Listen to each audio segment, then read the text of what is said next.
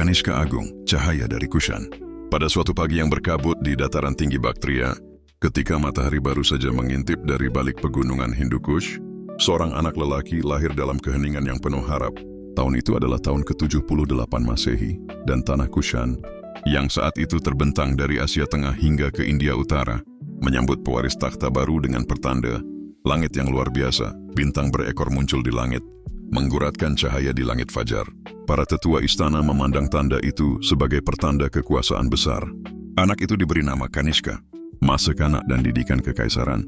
Sejak usia belia, Kanishka dibesarkan dalam kemewahan istana Kushan, yang dipengaruhi oleh perpaduan budaya Persia, Yunani, India, dan Tionghoa. Ayahandanya, seorang raja Kushan yang bijak namun keras, meyakini bahwa seorang penguasa sejati harus memahami dunia, bukan sekadar menaklukkannya. Maka Kanishka diajarkan lebih dari sekadar strategi perang dan politik istana.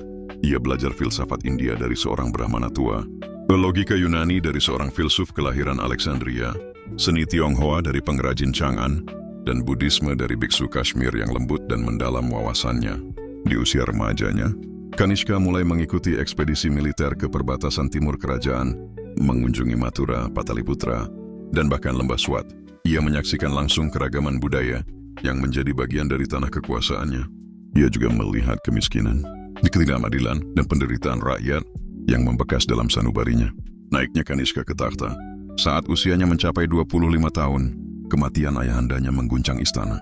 Para gubernur wilayah bersaing memperebutkan kekuasaan, tetapi Kanishka dengan kecerdasan dan wibawanya berhasil meredam pertikaian tanpa menumpahkan darah.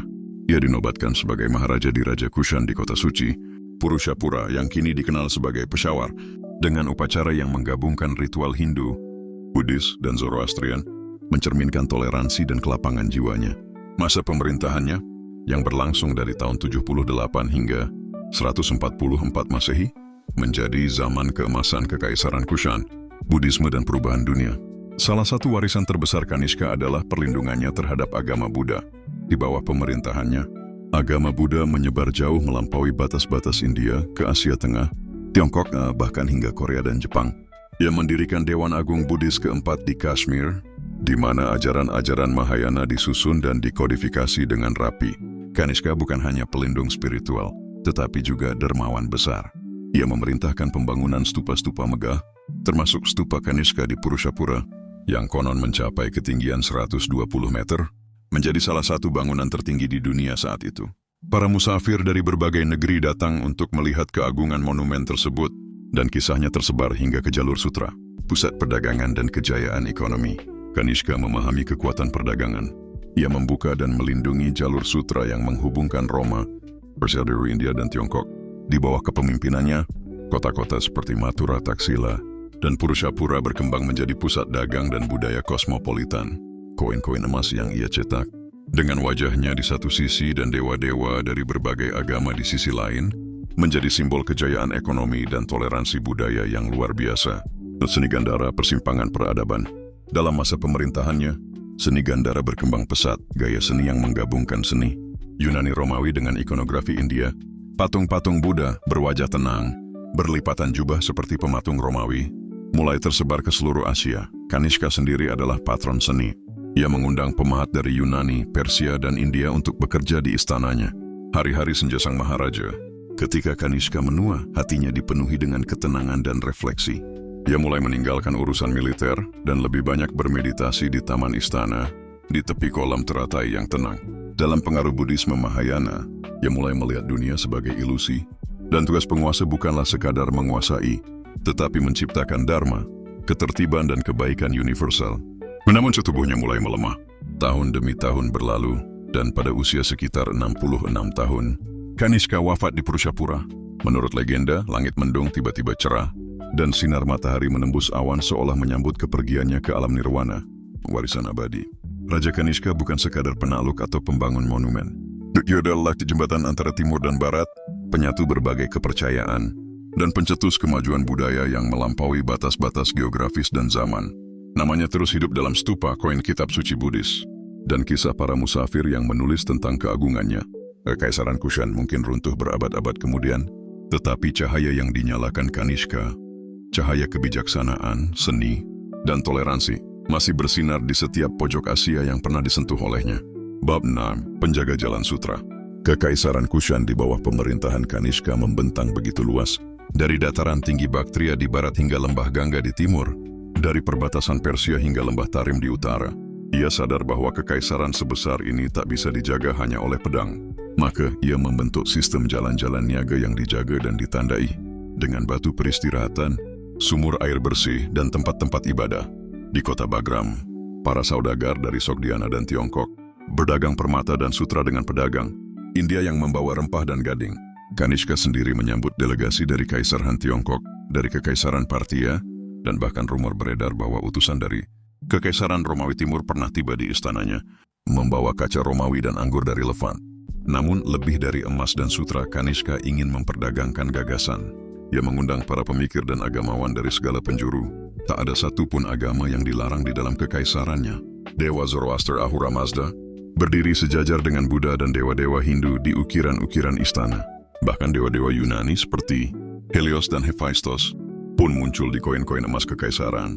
Seolah Kanishka berkata pada dunia, segala jalan menuju yang esa, semua suara menuju kebenaran. Bab X. Pertemuan dengan sang biksu.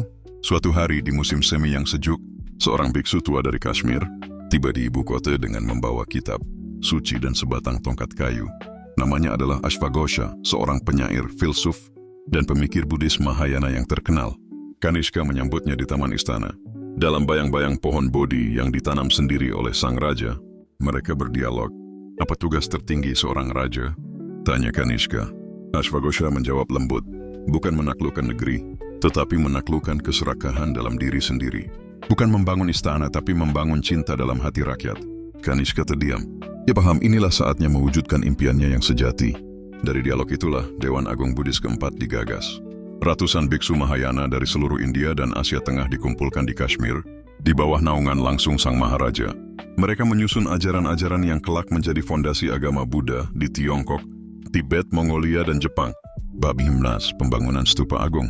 Kanishka lalu memerintahkan pembangunan stupa agung di Purushapura bangunan, yang tiangnya menjulang seperti menara ke langit, dilapisi emas dan tembaga, dan dihiasi dengan ukiran kisah kehidupan Buddha. Dalam ruang bawahnya disimpan relik suci, termasuk konon tulang Buddha Gautama, yang didatangkan dari Kapilavastu oleh para biksu. Pembangunan ini melibatkan ribuan tangan. Para pemahat dari Gandhara, pelukis dari Mathura, dan arsitek dari Asia Tengah bersatu di bawah panji kekaisaran. Stupa itu tidak hanya menjadi tempat ibadah, tetapi juga mercusuar keagungan kekaisaran. Kushan tampak dari jauh bagi siapapun yang datang dari jalur sutra. Bab 12. Senja di atas Himalaya. Di usia senja, Kanishka sering mengasingkan diri di kaki pegunungan Himalaya, di sebuah vihara kecil yang ia bangun untuk dirinya dan para biksu. Di sana, tanpa mahkota dan jubah emas, ia berjalan tanpa alas kaki, merenung, menulis puisi, dan berbicara pada awan, pohon, dan angin.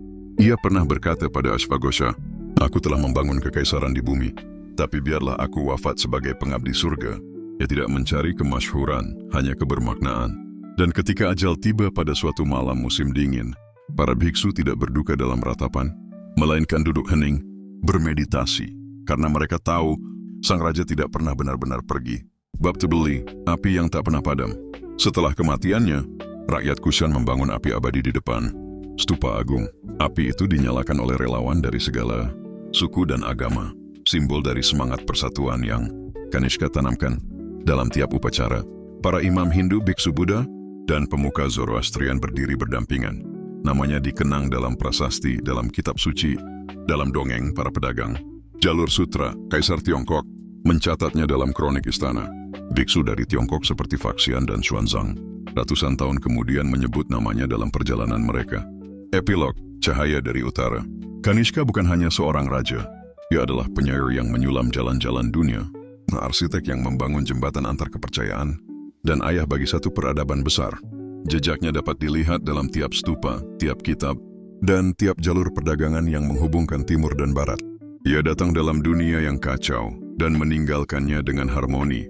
Seperti api suci yang tak padam di depan stupa, warisannya akan terus hidup, bahkan ketika kekaisaran telah lama menjadi debu. Apakah gunanya mahkota jika rakyat hidup dalam takut? Apalah artinya istana jika langit di atasnya takut memberi berkah bagi semua? Dharma bukan milik satu kaum, bukan milik satu kitab. Ia mengalir seperti sungai, mengambil bentuk sesuai tanah yang dilaluinya, namun selalu mengalir menuju samudera kebenaran. Aku membangun stupa dari batu dan emas, tetapi maknanya terletak pada doa-doa diam mereka yang datang, tanpa nama, membawa cinta dan harapan. Biarkan jalan yang kuaspal dilalui pedagang, biksu, penyair, dan orang asing, karena kekaisaran tanpa keberagaman hanyalah benteng kosong yang menunggu runtuh. Kemenangan sejati bukanlah menundukkan negeri yang jauh, tetapi menaklukkan ego yang bersarang dalam dada sendiri. Bila kelak namaku terlupa, biarlah orang-orang mengenang zaman ini, bukan karena aku memerintah, tetapi karena cahaya pengetahuan bersinar di seluruh penjuru dunia. Peradaban tumbuh bukan karena kekuatan pedang, tapi karena keberanian untuk berdialog dengan yang berbeda.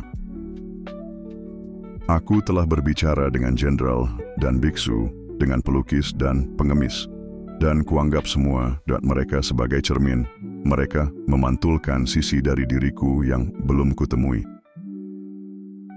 Jika kau ingin dikenal 1000 tahun setelah jasadmu sirna, maka tanamlah benih kebaikan, bukan tiang besi.